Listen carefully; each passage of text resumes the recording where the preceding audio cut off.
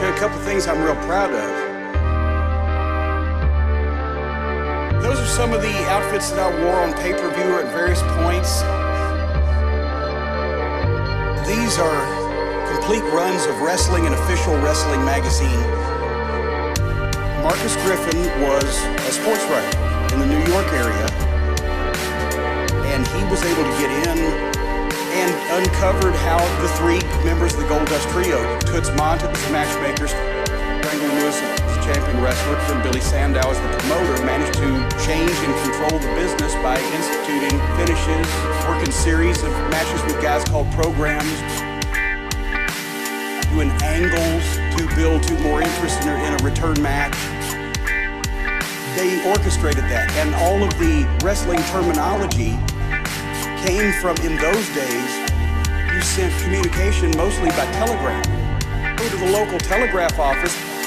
The New York office would send out to Baltimore, Maryland, the finishes for the shows. All the guys had nicknames. So-and-so under, so-and-so, whatever these, shady terms, which became wrestling terminology, because that way they were fooling the telegraph operator, basically broadcasting gibberish that they couldn't understand.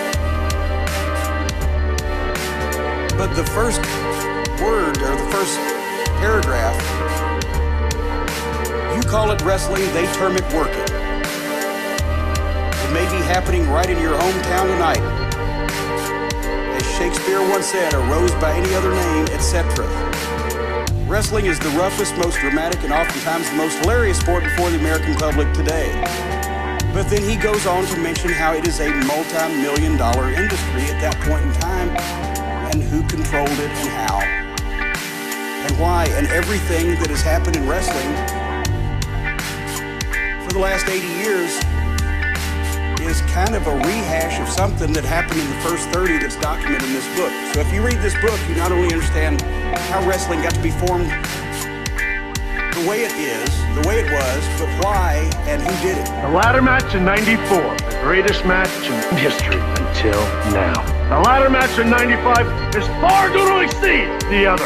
Razor Ramon, I am sick of you and everybody else giving me the history lesson about what happened last time. Nobody knows better than me. I was the one falling 20 feet and hitting the mat, but this time things are going to be different. Nothing in the world is going to keep me from climbing that ladder and claiming what is rightfully mine.